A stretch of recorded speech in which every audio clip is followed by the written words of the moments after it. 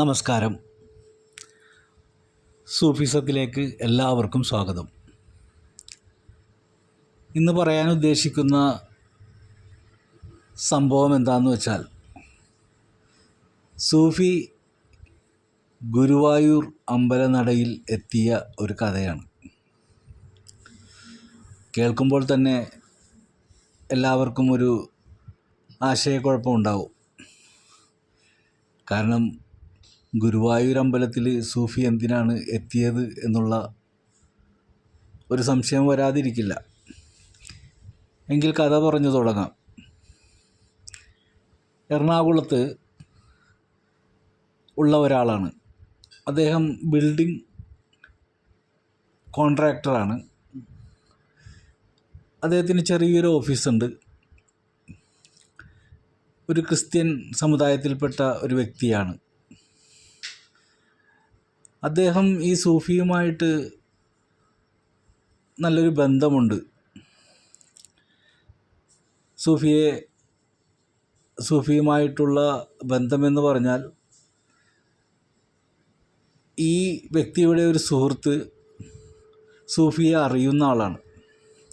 അപ്പോൾ സൂഫിയുടെ കഥകളൊക്കെ ഇടയ്ക്കിടയ്ക്ക് ഇയാളോട് പറഞ്ഞ് ഇദ്ദേഹം ആ സൂഫിയെ മനസ്സിലാക്കുകയും ഇടയ്ക്ക് സന്ദർശിക്കുകയും അദ്ദേഹത്തിൻ്റെ ഓഫീസിലേക്കൊക്കെ കൊണ്ടുവരികയൊക്കെ ചെയ്തിട്ടുണ്ട്.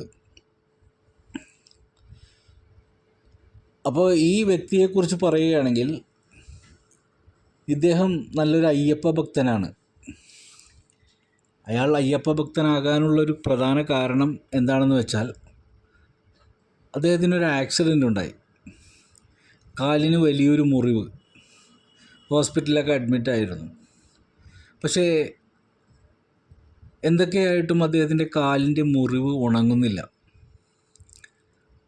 അങ്ങനെ ട്രീറ്റ്മെൻറ്റുകൾ പലത് ചെയ്തിട്ടും ഈ മുറിവ് ഉണങ്ങാതെ വന്നപ്പോൾ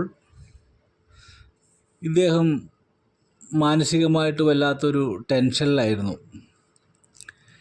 അപ്പോൾ അദ്ദേഹത്തിൻ്റെ ഒരു സുഹൃത്ത് അദ്ദേഹത്തിനോട് പറഞ്ഞു, നീ ശബരിമലയിലേക്ക് ഒരു വഴിപാട് നേരൂ. നിൻ്റെ കാലിൻ്റെ മുറിവ് ഉണങ്ങിക്കഴിഞ്ഞാൽ അവിടെ വന്നോളാം എന്ന് ഒരു നേർച്ച നേരാൻ പറഞ്ഞു കൊടുത്തു. അതുപ്രകാരം അയാൾ അങ്ങനെ പ്രാർത്ഥിച്ചു. എന്തിനു പറയുന്നു, കുറച്ച് ദിവസങ്ങൾക്കുള്ളിൽ അദ്ദേഹത്തിൻ്റെ കാലിൻ്റെ മുറിവ് ഉണങ്ങി. അത് അദ്ദേഹത്തിന് വലിയൊരു അത്ഭുതമായി തന്നെ മാറുകയും ചെയ്തു. അങ്ങനെ ഈ ക്രിസ്ത്യാനിയായ ഈ വ്യക്തി നല്ലൊരു അയ്യപ്പ ഭക്തനായി മാറുകയാണ്.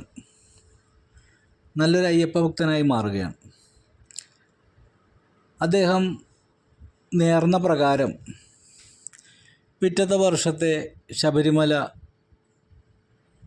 സീസണിൽ ശബരിമലക്ക് പോകാനുള്ള തയ്യാറെടുപ്പ് തുടങ്ങി. ഒരു ക്രിസ്ത്യാനി ആയതിൻ്റെ പേരിൽ ചിലരിൽ നിന്ന് അദ്ദേഹത്തിന് വിമർശനങ്ങളൊക്കെ ഉണ്ടായിരുന്നു. അതൊന്നും വകവെക്കാതെ അദ്ദേഹത്തിന് കിട്ടിയ ആ ഫലത്തിൻ്റെ അടിസ്ഥാനത്തിൽ അദ്ദേഹം വീട്ടിൽ തന്നെ കെട്ടുനിറ, സാധാരണ അയ്യപ്പ ഭക്തന്മാർ ചെയ്യുന്നത് പോലെ കെട്ടുനിറയൊക്കെ നിറച്ച് അതിൻ്റെ പാട്ടൊക്കെ പാടി അങ്ങനെ അദ്ദേഹം ശബരിമലക്ക് യാത്രയായി.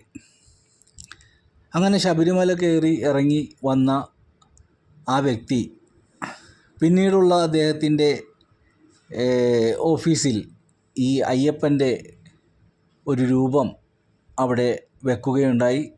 തന്നെയുമല്ല, അദ്ദേഹത്തിൻ്റെ ഫോണിലെ റിംഗ് ടോൺ പോലും സ്വാമിയെ ശരണമയ്യപ്പ എന്നായിരുന്നു.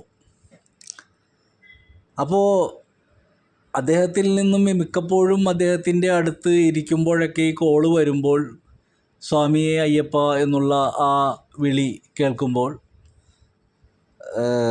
പൊതുവായിട്ട് അദ്ദേഹത്തിനെ അയ്യപ്പ എന്ന് വിളിച്ച് ആളുകൾ സ്വാഭാവികമായിട്ടും അങ്ങനെ വിളിക്കാറുണ്ട്. അയ്യപ്പ എന്തുണ്ട് വിശേഷം എന്നാണ് ചോദിക്കാറ്.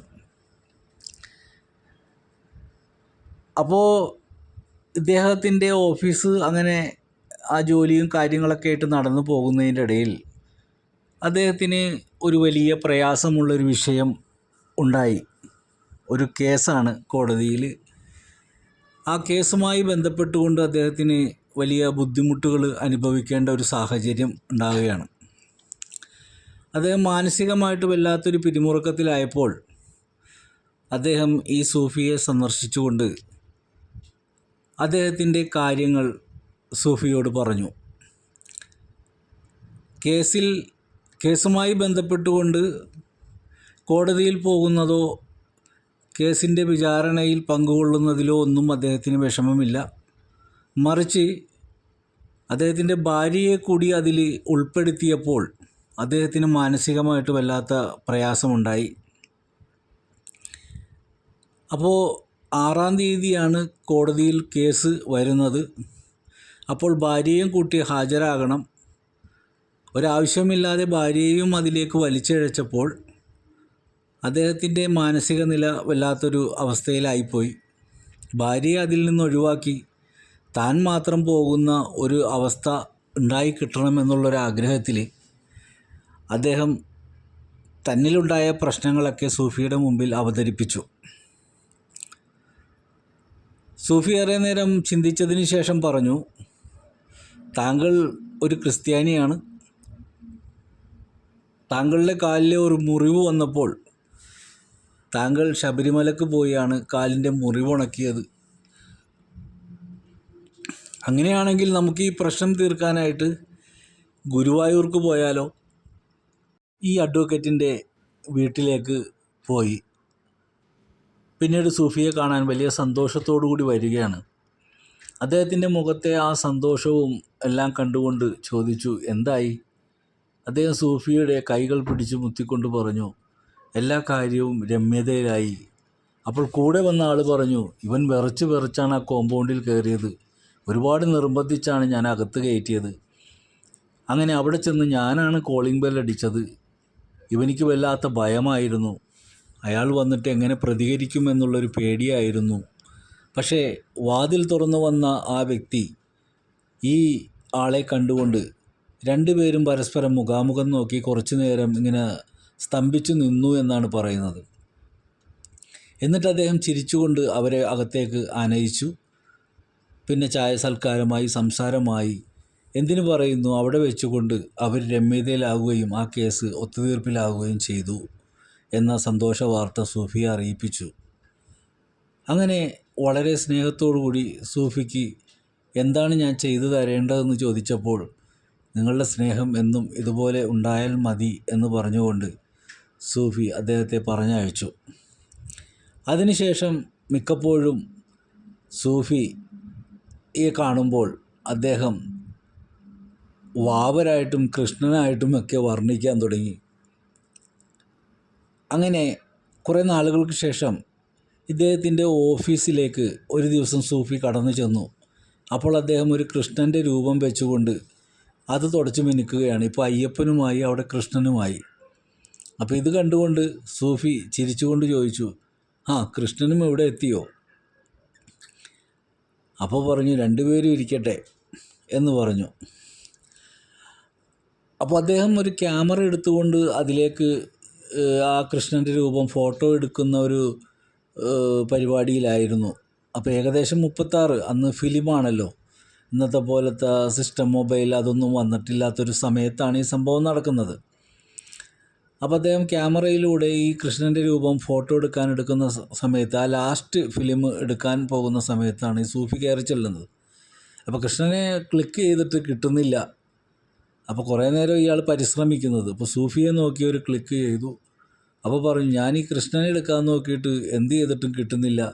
അങ്ങനെ ഈ കൃഷ്ണനെ എനിക്ക് കിട്ടി എന്ന് പറഞ്ഞുകൊണ്ട് ഇവർ തമ്മിലുള്ള ആ സ്വാതന്ത്ര്യപരമായിട്ടുള്ള ബന്ധത്തിലൂടെ അദ്ദേഹം വന്നിട്ട് പറഞ്ഞു, ഇതിൻ്റെ പ്രിൻ്റ് എനിക്കൊന്ന് എടുക്കണം, ഇതിൻ്റെ കോപ്പി ഞാൻ ഒരെണ്ണം തരാം. അപ്പോൾ സൂഫി പറഞ്ഞു, എനിക്കതിൻ്റെ ആവശ്യമില്ല, താങ്കളത് വെച്ചോളൂ. ഇല്ല, ഞാനത് എടുത്തുകൊണ്ട് വന്ന് തരാം, അതെൻ്റെ.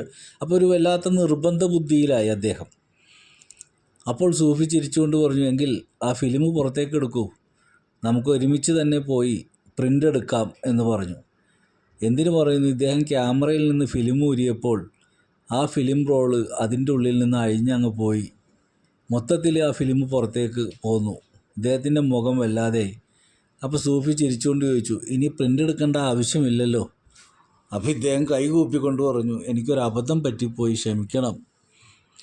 അങ്ങനെ സൂഫി പറഞ്ഞു, താങ്കൾ ഈ ഓഫീസിൽ നിന്നും മാറണം.